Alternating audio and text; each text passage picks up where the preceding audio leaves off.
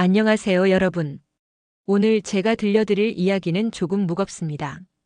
어쩌면 불편하실 수도 있고 분노가 느껴질 수도 있습니다. 하지만 이 이야기는 반드시 들어야 합니다. 왜냐하면 이건 단순한 범죄 이야기가 아니기 때문입니다. 이것은 우리 사회의 민낯을 그대로 드러내는 한 노인의 고백입니다. 그는 말합니다. 나는 살인자다. 그리고 동시에 피해자다. 과연 이 말의 의미는 무엇일까요? 지금부터 박성호라는 62 노인의 이야기를 들려드리겠습니다. 일부 무너져가는 살.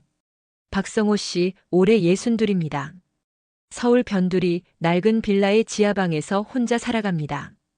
창문도 작고 햇빛도 잘 들지 않는 그곳에서 그는 매일 아침을 맞이합니다. 하지만 그의 삶은 항상 이렇지 않았습니다. 불과 몇 년 전만 해도 그는 강북의 한 재개발 구역에서 작은 슈퍼를 운영하며 아내와 평범하게 살았습니다. 손님들과 웃고 떠들며 하루하루를 성실하게 읽어가던 평범한 가장이었습니다. 그런데 재개발이 시작되면서 모든 게 틀어졌습니다. 보상금 문제로 주민들은 편이 갈라져 싸웠고 박성호 씨는 재개발이 되면 돈을 벌 수 있을 거라는 말만 믿고 빚을 냈습니다. 투자라는 이름으로요. 하지만 현실은 달랐습니다. 재개발은 지연됐고 보상금은 턱없이 적었습니다. 결국 그는 슈퍼도 집도 모든 것을 잃었습니다. 그리고 그보다 더 큰 고통이 그를 기다리고 있었습니다. 아내가 치매 진단을 받은 것입니다. 처음엔 작은 건망증이었습니다. 여보, 열쇠 어디 뒀지? 아까 밥 먹었는데 또 먹으려고. 하지만 점점 증상은 심해졌습니다. 아들의 이름을 잊고 집 주소를 잊고 급기야 박성호 씨의 얼굴마저 잊어버렸습니다. 병원에서는 요양병원 입원을 권했습니다. 환자분 상태로는 24시간 돌봄이 필요합니다. 박성호 씨는 어쩔 수 없이 아내를 요양병원에 보냈습니다. 그런데 문제는 비용이었습니다. 한 달에 100만 원이 훌쩍 넘는 간병비. 은퇴한 그에게는 감당할 수 없는 금액이었습니다. 아들에게 도움을 청했지만 돌아온 건 차갑게 식은 말뿐이었습니다. 아버지, 그냥 병원에서 모시는 게 어때요? 우리도 애들 키우기 빠듯해서. 그 말의 진짜 의미를 박성호 씨는 너무나 잘 알았습니다. 우린 돈 못 낸다. 결국 모든 부담은 그 혼자 떠안게 됐습니다. 밤마다 그는 요양병원 복도 의자에 앉아 아내를 바라봤습니다. 창문 너머로 보이는 그녀는 멍하니 허공을 응시하고 있었습니다. 여보, 나야, 성호야. 아무리 손을 잡고 말을 걸어도 아내는 그저 공허하게 웃을 뿐이었습니다. 그 웃음을 볼 때마다 박성호 씨의 가슴은 찢겨나갔습니다. 사랑하는 사람이 내 앞에 있지만 이미 나를 기억하지 못하는 고통. 여러분은 상상할 수 있으신가요? 2부 빚의 덫. 박성호 씨는 결국 사채에 손을 댔습니다. 선택의 여지가 없었습니다. 은행은 은퇴자에게 대출을 해주지 않았고 정부 지원금은 턱없이 부족했습니다. 연 30% 이자 한 달만 늦어도 폭탄처럼 불어나는 원리금. 하지만 그는 생각했습니다. 딱 한 달만 아내 요양비만 메우자. 처음에는 그랬습니다. 하지만 사채는 늪과 같았습니다. 이자를 갚으려면 또 다른 빚을 내야 했고 그렇게 그는 점점 깊은 늪 속으로 빠져들었습니다. 그 사채업자 중 한 명이 바로 최명진이었습니다. 동네에서 악명 높은 인물. 사채업 잘하기보단 협박꾼에 가까운 인간이었습니다. 처음 만난 날 최명진은 담배 연기를 내뿜으며 이렇게 말했습니다. 박 아저씨 걱정 마요. 아저씨 같은 선량한 분들 도와주려고 이 일하는 거니까. 하지만 그의 입가에는 조롱 섞인 웃음이 떠올라 있었습니다. 그리고 그 순간부터 박성호 씨의 인생은 그놈의 소나기에 들어갔습니다. 빚은 눈덩이처럼 불어났습니다. 300이 500이 되고 500이 800이 됐습니다. 최명진은 전화를 걸어올 때마다 협박조로 말했습니다. 아저씨, 이번 달은 꼭 갚으셔야 해요. 안 그러면 우리도 어쩔 수 없어요. 그 어쩔 수 없다는 말이 무엇을 의미하는지 박성호 씨는 너무나 잘 알고 있었습니다. 폭력, 협박, 그리고 파멸. 3부 막다른 길. 2025년 가을 박성호 씨는 결국 한계에 부딪혔습니다. 요양병원에서 통보가 날아왔습니다. 밀린 비용을 정리하지 않으시면 퇴원 조치하겠습니다. 퇴원. 그 말은 곧 아내를 거리로 내쫓으라는 말이나 다름없었습니다. 치매 환자가 혼자 어떻게 살아갈 수 있겠습니까? 박성호 씨는 절박한 마음으로 최명진을 찾아갔습니다. 허름한 사무실 문을 열고 들어서자 최명진은 소파에 비스듬히 기대앉아 담배를 피우고 있었습니다. 제발 한 달만요. 딱 한 달만 더 시간을 주세요. 아내가 병원에서 쫓겨나요. 박성호 씨는 무릎을 꿇었습니다. 62의 노인이 바닥에 무릎을 꿇고 애원했습니다. 하지만 최명진은 비웃으며 그의 머리를 발끝으로 툭 찼습니다. 에이, 박 아저씨. 인생 깔끔하게 살았잖아. 그냥 정리하는 게 어때? 요양병원비까지 내면서 사는 게 무슨 의미야? 그 순간 박성호 씨의 머릿속에서 무언가가 딱 하고 끊어졌습니다. 사부. 살인의 밤. 10월의 어느 저녁.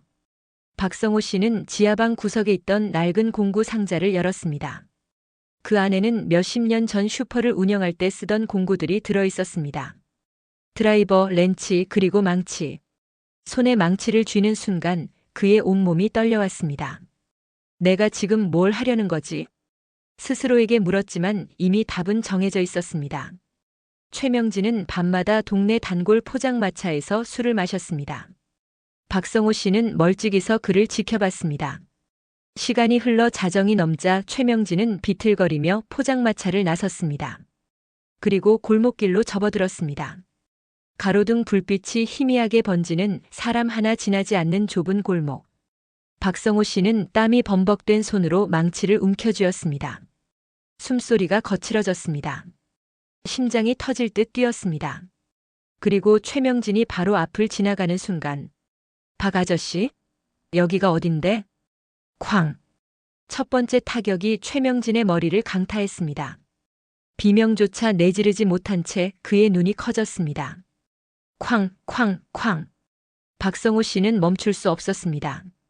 그 안에 쌓여있던 분노, 절망, 울분이 피와 함께 튀어올랐습니다. 몇 번을 내리쳤는지 기억조차 나지 않습니다.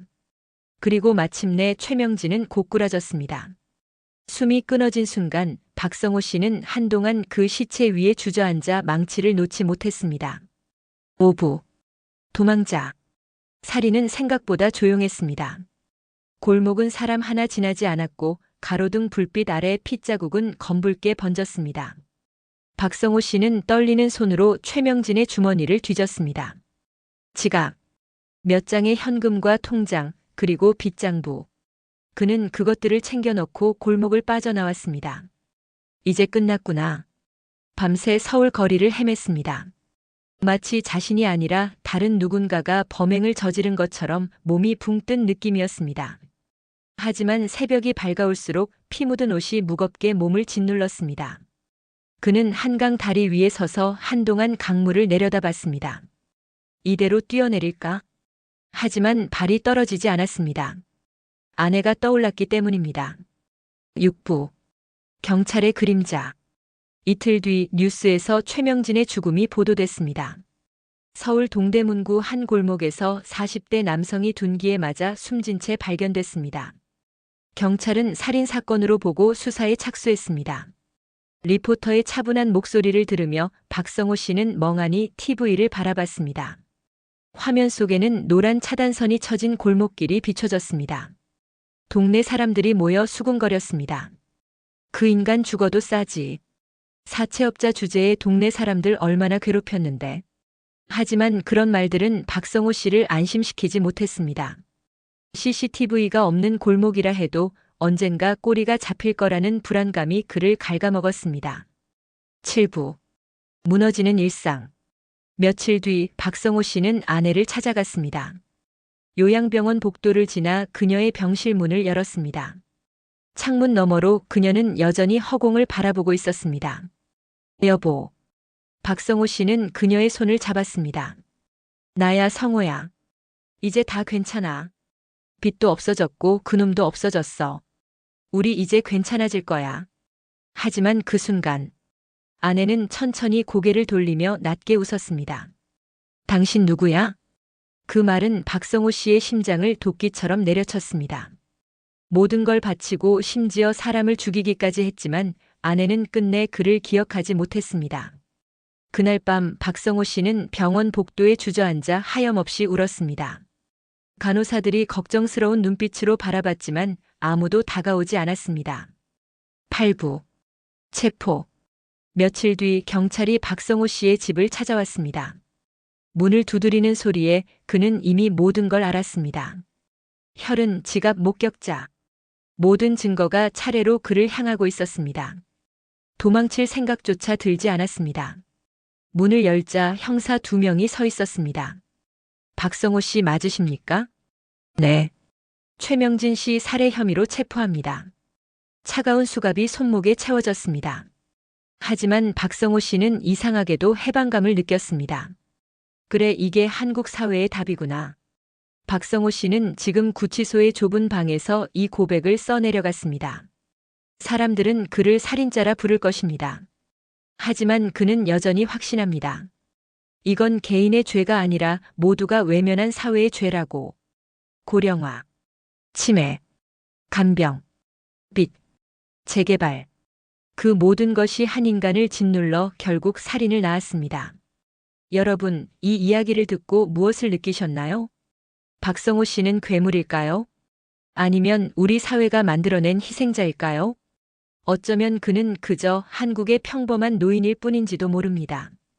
오늘 이야기는 여기까지입니다. 여러분의 생각을 댓글로 남겨주세요.